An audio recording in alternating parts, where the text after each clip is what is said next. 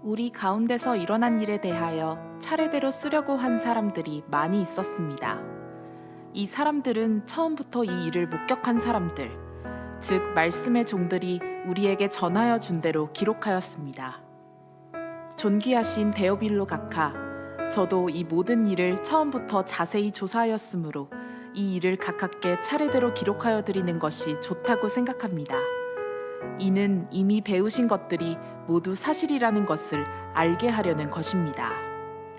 오늘부터 내년 부활주일인 4월 20일 주일까지 예수님의 발자취라는 주제를 가지고 여러분들에게 말씀을 준비하려고 합니다. 예수님의 발자취, 부제는 역사 속 예수예요.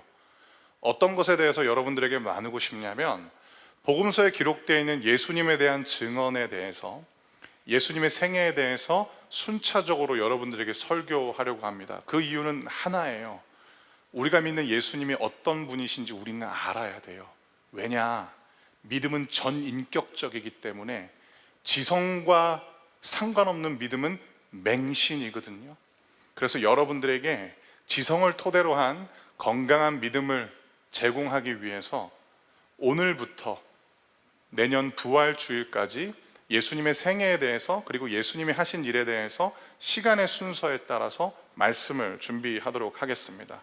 오늘은 그 첫 번째 시간으로 우리가 믿는 예수님은 세상 속으로 들어오신 예수님이시다라는 제목으로 여러분들에게 말씀을 준비했습니다. 먼저 우리 다 함께 자막을 통해서 누가복음 1장 1절 말씀인데, 누가복음 1장 1절 말씀을 한 목소리로 읽도록 하겠습니다. 시작. 우리 가운데서 일어난 일에 대하여 차례대로 쓰려고 한 사람들이 많이 있었습니다. 아멘. 누가복음은 누가라는 의사이자 역사가요, 그리고 예수 이야기를 기록한 사람이 저술한 내용입니다. 그런 누가는 누가복음이 어떤 책인지에 대해서 전하고 있는데, 누가복음은 예수님의 발자취에 대해서 기록한 내용인데 1장 1절에서 이렇게 설명합니다. 우리 가운데서 일어난 일이다 라고 누가가 전하는 겁니다. 즉, 누가는 예수님의 발자취가 저 멀리서 발생된 사건이 아니고 우리 가운데서 일어난 일이다 라고 이야기를 하는데, 그 이유는 예수님은 역사 속에서 실존하셨기 때문입니다. 그래서 누가는 예수의 발자취는 우리 가운데서 일어난 일이었다라고 누가복음을 그렇게 시작하는 것입니다. 그리고 이 예수님의 발자취에 대해서 누가는 어떻게 이야기를 하느냐? 차례대로 쓰려고 한 사람들이 많이 있었다라고 전하는 것입니다. 그러니까 예수의 발자취에 대해서 기록한 사람은 마태, 마가, 누가, 요한 이렇게 4명만 있었던 것이 아니라 너무나도 많았는데 그 중에 존재하는 복음서가 4권이다라는 것을 우리는 이 본문을 통해서 배울 수 있는 것입니다. 누가는 복음서의 기자가 자기 혼자만이 아니라 예수의 발자취에 대해서 기록한 수많은 사람들이 있었고 그 중에 자신이 한 사람이다라고 전하는 것입니다. 그러면 예수의 발자취에 대해서 기록한 이 수많은 사람들은 어떤 사람들이었는가? 이번에는 누가복음 1장 2절을 통해서 그들이 어떤 사람들이었는지 살펴보도록 하겠습니다. 누가복음 1장 2절도 함께 읽겠습니다. 시작.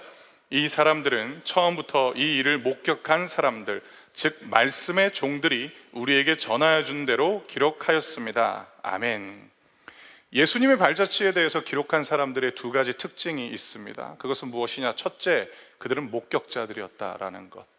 예수의 생애를 목격한 사람들의 증언이 예수의 발자취에 대한 기록이었다라는 것이고, 또 하나, 예수의 발자취에 대해서 기록한 사람들의 특징은 무엇이냐?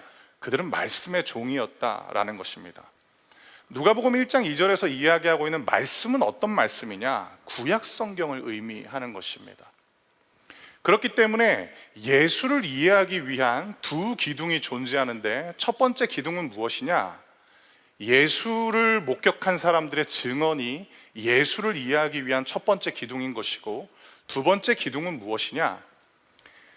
예수를 이해하는 데 있어서 구약 성경의 종들이었던 그들의 기록을 통해서 예수에 대해서 우리는 이해할 수 있다라는 것입니다.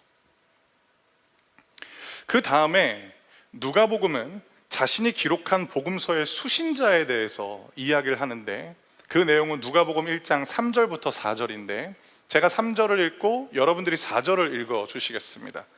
존귀하신 데오빌로 각하, 저도 이 모든 일을 처음부터 자세히 조사하였으므로 이 일을 각하께 차례대로 기록하여 드리는 것이 좋다고 생각합니다. 4절, 이는 이미 배우신 것들이 모두 사실이라는 것을 알게 하려는 것입니다.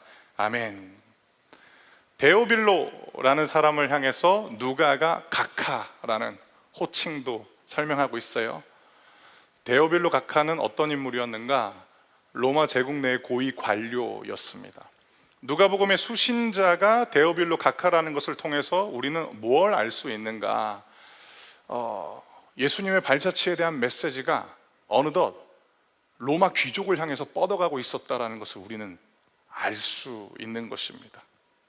그리고 누가는 이 데오빌로에게 쓴 편지가 예수님의 발자취에 관한 내용을 처음부터 자세히 조사한 책이다라고 이야기를 하는 것입니다. 또한 누가는 자신이 기록하고 있는 이 복음서라는 책의 성격을 규정하고 있는데, 그 내용이 4절에 등장하는데, 데오빌로 각하여, 제가 이 책을 쓴 이유는 이미 배우신 것들이 모두 사실이라는 것을 알게 하려는 것입니다 라고 전하는 것입니다. 우리는 누가복음 1장 4절 말씀을 통해서 누가복음을 포함한 복음서라는 성경이 어떤 책인지 알 수 있어요. 그것은 무엇이냐? 기독교 신앙이, 즉 우리가 배워왔고 우리가 들어왔던 기독교 신앙이 모두 사실이라는 것을 알게 하기 위해서 기록된 성경이 복음서라는 것을 우리가 배우게 되는 것입니다. 사랑하는 청년 여러분, 믿음은 전인격적인 반응입니다. 그렇기 때문에 지성, 감성 또는 감정, 의지 모두 중요합니다. 여러분, 만약에 지성이 결여된 믿음을 갖고 있다면 그것은 맹신이에요. 신앙이 아니에요. 지성이 없는 믿음의 특징이 무엇인 줄 아세요? 결정적인 순간에 의문만 남는다라는 것입니다. 지성이 결여된 믿음은 고백이 존재할 수 없어요. 고백까지 가려면 지성적인 확신과 동의가 있어야 돼요. 누가는 이 지성을 믿음의 기초로 쌓게 하려고 누가복음을 기록했던 것이고, 말씀의 종들과 예수를 둘러싼 수많은 목격자들의 증언을 토대로 차례대로 이 누가복음을 서술했고, 데오빌로와 그리고 오늘날까지 누가복음을 읽고 있는 독자들에게 어떤 비전을 제시하느냐? 이 성경을 통해서 당신들이 배워왔던 믿음이 사실이라는 것을 알게 하고 싶다라는 것입니다. 만약에 여러분들의 신앙 가운데 감정이 결여되면 어떻게 되느냐? 이게 진리라는 것은 머리로는 알겠는데 도대체 내 삶에 무슨 의미가 있느냐라는 질문이 여러분들을 계속 따라다니게 되는 거죠. 누군가는 눈물을 흘려요. 또 누군가는 삶이 변화돼요. 누군가는 새로운 꿈이 생겼다라고 이야기해요. 그런데 도무지 나한테는 그런 일들이 일어나지 않는다. 이유는 하나예요. 감정적 영역에서 믿음이 일어나지 않기 때문인 것이죠. 만약에 의지가 결여된 믿음이 있다면 어떤 일이 일어나느냐? 자기 기만적인 가짜 믿음 때문에 힘들어요. 여러분, 진짜 믿으면 그렇게 사는 거예요. 왜 대한민국 사회가 돈의 노예가 됐을까요? 돈만 있으면 행복할 것이다라는 그 거대 종교 안에 갇혀 있으니까 어린 아이들의 꿈도 건물주가 돼버린 거잖아요. 진짜 믿음이 일어나면 의지가 확고해진다라는 거죠. 그런데 누가는 이 세 가지 요소 중에 먼저 지성을 믿음의 기초로 삼고자 이 누가복음을 썼다라는 것입니다. 그렇다면 누가가 말하는 예수님의 발자취에 대해서 차례대로 기록하고, 그리고 말씀의 종들이었던 사람 중에 또 한 명을 우리가 주목해 보아야 돼요. 그 사람이 누구냐? 예수의 제자 중에 한 사람이었던 마태였습니다. 마태는 그러면 예수님에 대해서 어떤 이야기를 들려주는가? 이것이 바로 마태복음의 전체 내용이라고 할 수 있겠는데, 이번에는 마태복음의 시작인 예수님의 족보에 관해 살펴보도록 하겠습니다. 마태복음 1장 1절 말씀을 함께 읽도록 하겠습니다. 시작. 아브라함의 후손이며 다윗의 후손인 예수 그리스도의 족보입니다. 아멘. 마태는 말씀의 종으로서, 예수님을 목격한 목격자로서 우리를 어디로 인도하느냐? 구약 성경으로 인도해요. 예수는 누구인가? 아브라함의 자손이고 다윗의 자손이다 라고 마태가 이야기를 하는 것입니다. 그러면 아브라함의 자손이고 다윗의 자손이라는 것은 어떤 의미가 있는가? 창세기 12장에 아브라함이라는 인물이 등장합니다. 그리고 하나님께서는 이 아브라함이라는 인물을 향해서 어떤 약속을 주시느냐?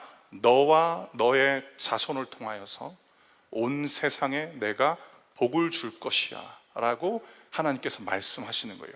아브라함뿐만 아니라 그의 자손을 통해서 온 세상에 하나님은 복을 주시겠다라고 약속하셨어요. 그러면 구약 성경에 익숙하지 않은 사람들은 이것이 어떤 의미인지 잘 모를 수 있겠지만, 구약 성경을 알고 있는 사람에게 예수는 아브라함의 자손이다 라고 하면 어떤 메시지가 머릿속에 떠오르느냐? 예수를 통해서 이제 온 세상에 하나님의 복이 임하는구나 라는 것을 마태가 증언하는 거죠. 그리고 또 하나, 이 예수는 다윗의 자손이었다라고 이야기를 하는 것, 사무엘하 7장을 보면 사무엘하 7장을 보면 하나님이 선지자 나단을 통해서 다윗에게 어떤 약속을 주느냐? 너의 자손을 통해서 영원한 나라가 건설될 것이고, 그 영원한 나라를 건설할 그 너의 자손을 통하여서 하나님의 나라가 마침내 이 땅 가운데 도래하게 될 것이고, 그 영원한 나라를 너의 자손이 통치하게 될 것이다 라고 전하는 것이죠. 그러므로 마태는 마태복음 1장 1절을 통하여서 예수가 어떤 분인지 다음과 같이 전하는 것입니다. 이 예수님은 온 세상을 위한 복인 아브라함의 후손이요, 영원한 나라를 세우고 그 나라를 다스리실 왕이시다. 그렇게 마태는 예수님의 족보를 시작으로 예수 이야기를 펼쳐가는 것입니다. 이어서 마태복음 1장 2절부터 6절 말씀도 한 절씩 읽도록 하겠는데, 제가 먼저 2절 말씀을 읽고 그 다음에는 여러분들이 2절부터 6절 말씀을 읽도록 하겠습니다. 아브라함은 이삭을 낳고 이삭은 야곱을 낳았습니다. 야곱은 유다와 그의 형제들을 낳았습니다. 3절, 유다는 베레스와 세라를 낳았는데 이들의 어머니는 다말입니다. 베레스는 헤스론을 낳고 헤스론은 람을 낳았습니다. 람은 아미나답을 낳고 아미나답은 나손을 낳았습니다. 나손은 살몬을 낳았습니다. 살몬은 보아스를 낳았는데 보아스의 어머니는 라합입니다. 보아스는 오벳을 낳았는데 오벳의 어머니는 룻입니다. 오벳은 이새를 낳았습니다. 이새는 다윗 왕을 낳고 다윗은 솔로몬을 낳았습니다. 솔로몬의 어머니는 우리아의 아내 밧세바였습니다. 아멘. 성경 읽을 때마다 참 의문인 구절이 방금 등장해요. 아니, 뭐하러 족보가 나오나? 성경 일독을 위해서 족보를 읽을 때도 있어요. 그런데 마태는 의도적으로 족보를 통해서 예수 이야기를 시작하고 있는 거예요. 우리가 방금 읽었던 마태복음 1장 2절부터 6절에서 생소한 족보가 등장해요. 이 시점에서는 어떤 족보였느냐? 지금껏 세상에 존재한 적 없는 족보가 드러났어요. 왜일까? 여성들의 이름이 등장하기 때문입니다. 그 당시까지의 족보에는 절대로 여성들의 이름이 등장할 수 없었어요. 철저한 남성주의의 문화가 만연해 있었어요. 병든 사회상을 반영하는 모습 중에 하나였던 거예요. 하나님께서 창조하신 세상은 처음부터 남자와 여자가 하나님의 형상이에요. 그게 창세기 1장 26절의 말씀이잖아요. 그런데 인간이 범죄함으로 말미암아 동일한 하나님의 형상인 여성을 하나님의 형상을 아닌 것처럼 치부해 버린 거죠. 그런데 이 질서의 회복이 찾아옵니다. 예수 족보를 통해서. 그런데 여기서 등장하는 이 여인들의 특징이 있어요. 먼저 다말은 어떤 인물이었는가? 다말은요, 자신의 남편을 잃어버렸어요. 근데 그 당시에 여인들은 사회에서 활동하면서 경제 생활을 영위할 수가 없었거든요. 그래서 이 여인에게 소망은 무엇이냐면 어떻게든 결혼해서 자신의 의식주를 남편에게 의탁하는 것이 이 여인이 살아갈 수 있는 유일한 방법이었어요.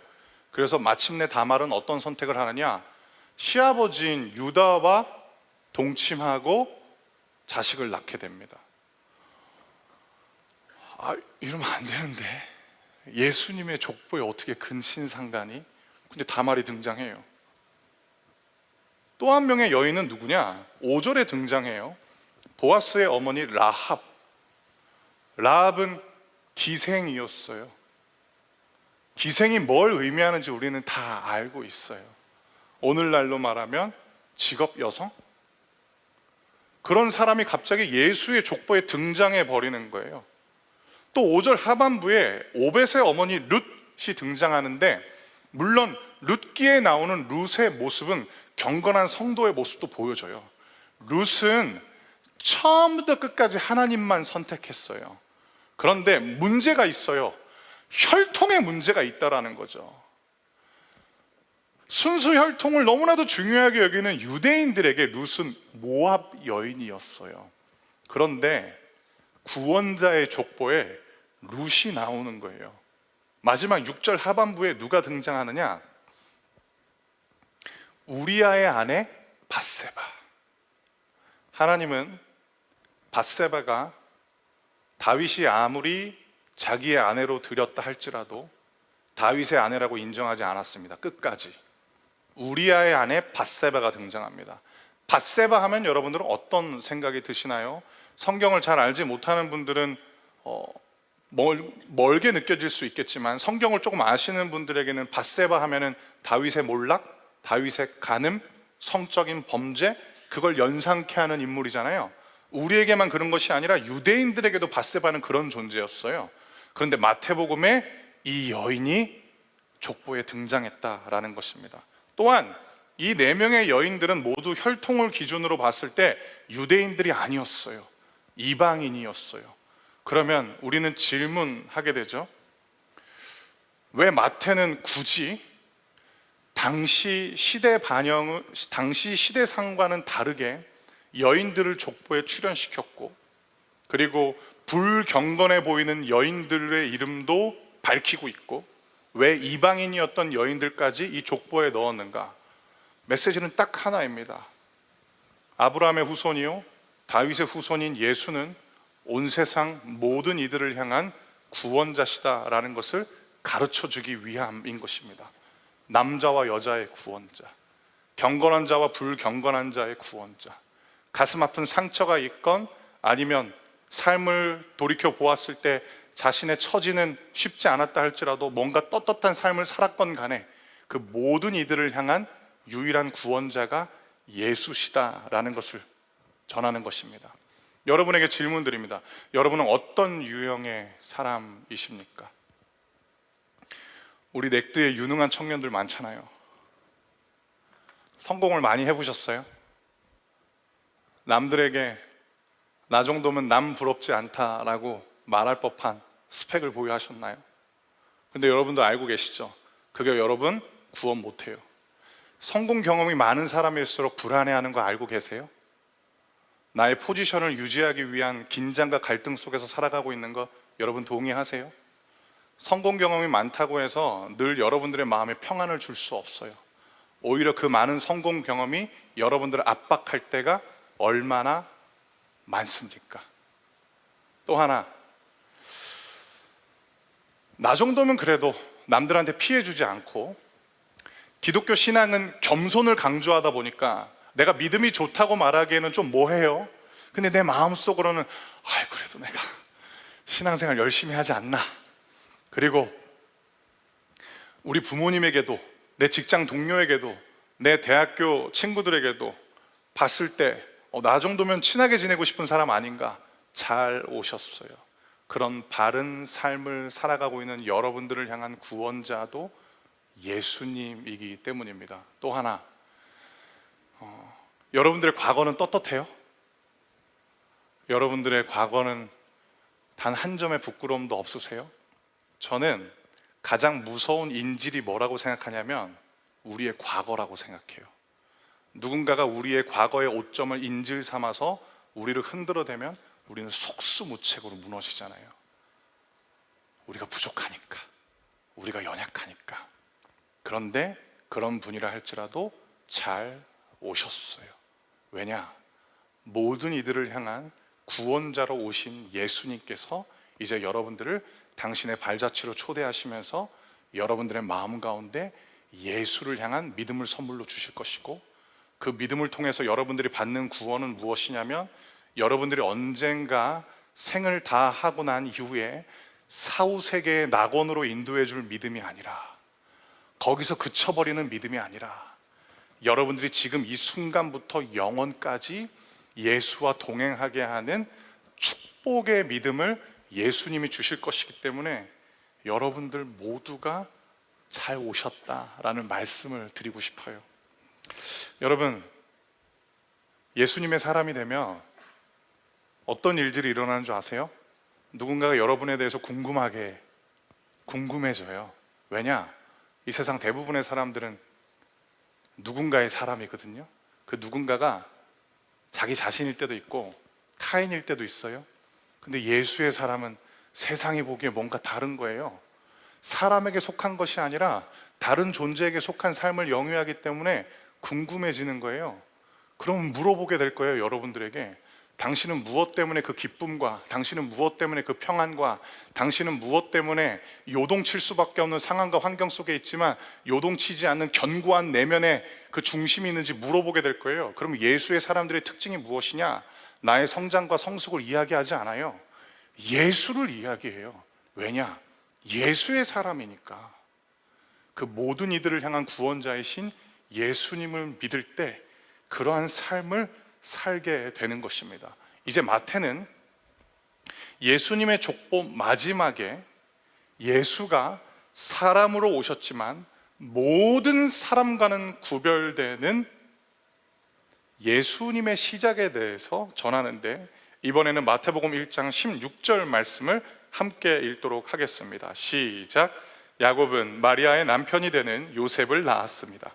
그리스도라고 하는 예수님은 마리아에게서 태어났습니다. 아멘. 요셉, 마리아라는 이 소녀가, 이 여인이 정혼한 남자의 이름입니다. 요셉도 아브라함의 자손 중에 한 명이었어요. 요셉도 다윗의 자손 중에 한 명이었어요. 그래서 요셉이 족보에 등장하는 것은 자연스러워요. 그런데 마태가 아주 명확한 선을 그어버립니다. 마태복음 1장 16절 자막을 다시 한번 띄워주시겠어요? 중하반부에 그리스도라고 하는 예수님은 마리아에게서 태어났습니다 라고 하면서 이 이야기를 끝내버려요. 이전에는 아비의 이름만 이야기를 하거든요. 그래서 그 아비에게 태어났다라고 이야기를 하는데, 여기서는 요셉에게 태어난 것이 아니라 마리아에게서 태어났습니다 라고 하면서 예수의 족보 이야기를 끝내는 것입니다. 이것은 무엇을 의미하는 것인가? 예수는 우리와 같이 지성과 의지와 감정을 갖고 있는 사람으로 오셨지만 우리와는 다른 사람이다라는 것을 전하는 것입니다. 예수님은 우리처럼 여인의 몸을 통해서 태어나셨으나 그분을 잉태하게 한 것은 인간 아버지가 아니었다라고 이야기를 하면서 예수와 우리의 같음도 이야기하지만 다름에 대해서도 전하면서 마태복음의 족보가 끝나는 것입니다. 그 예수가 어떤 분이신가? 우리와 같은 분이시기 때문에 그분은 우리의 삶에 대해서 공감하세요. 그리고 우리와 같은 분이시기 때문에 우리의 아픔을 그분도 겪으셨어요. 그래서 우리의 아픔이 무엇인지 그분은 아세요. 관념적으로 아는 것이 아니라 체험적으로 아세요. 그렇기 때문에 예수가 건네는 위로는 우리들의 마음을 치유할 수 있는 거죠. 왜냐? 우리를 알기 때문에.